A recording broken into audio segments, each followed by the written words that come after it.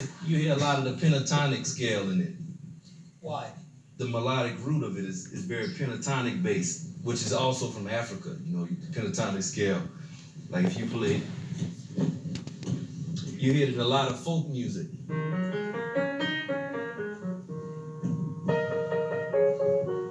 There's a lot of Eastern music.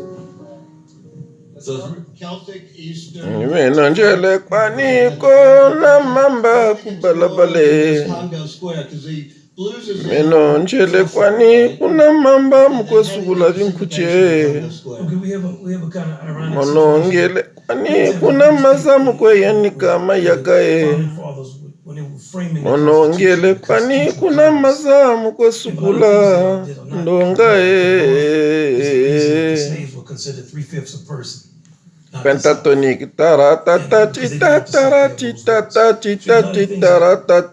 Congo Square came about because New Orleans was controlled by the Pentatonic French. mineur.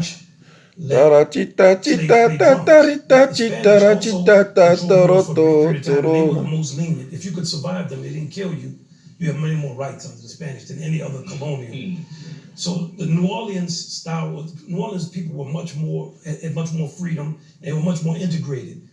After the Louisiana Purchase, 1804, from that point till really the 1870s, it was a constant American attempt to stop slaves from playing, to get rid of Congo Square, to make them be like the rest of the slaves who were more English and more Protestant. So they had to deal with another type of environment. So in a strange way, New Orleans got all of this freedom due to the French and the Spanish. We were in America, which was the land of freedom, with the Mississippi Basin, the bottom of the mouth of the Mississippi River.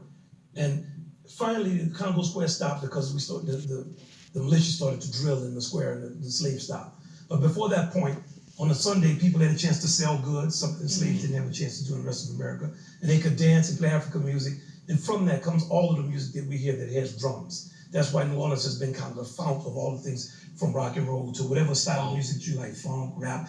Anything that has drums and bass together comes from Congo Square and that experience. Well, in Congo Square, what was the beat of the drums? A 6/8, and how did that fit It's a in? 6/8 and a 4. So you want to hold the 4 now? So if he's holding the 4, we count that 1, 2, 3 to 6. 1,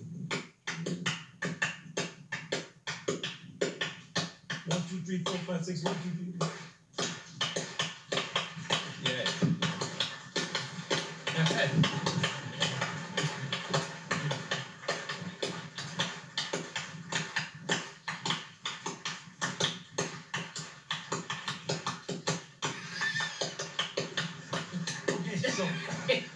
So I'm gonna tap out how that became a swing rhythm.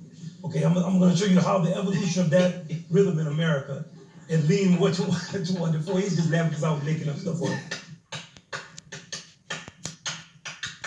Okay, it comes from now emphasis like an Irish jig. Okay.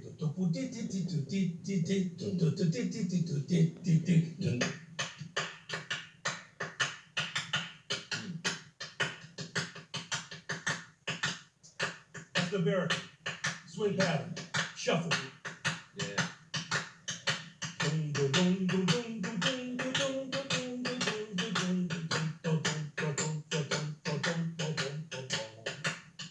Marches.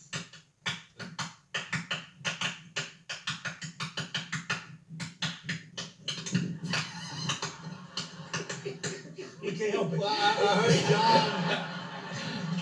John talk about marches, and that's when all these Spanish-American war veterans are coming back and honking their horns in New Orleans.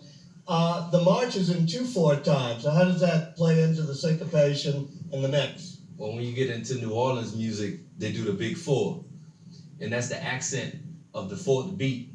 Where marches are very straight. The tuba and the bass drum are together.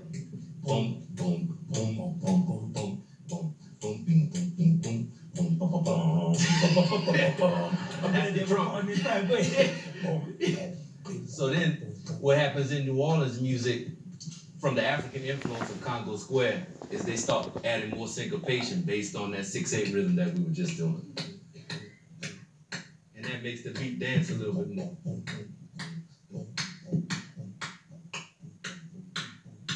Get a difference?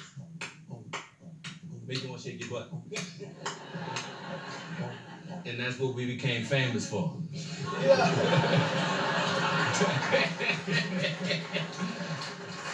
So it's already a pretty amazing racial mix, which is the New Orleans of French Creole orchestras, the people returning back with the marching bands and stuff. Who brings it together? Is it Buddy Bolden, or I mean, you're the person who understands Buddy Bolden better than anybody. He knows about it. Buddy Bolden brought it.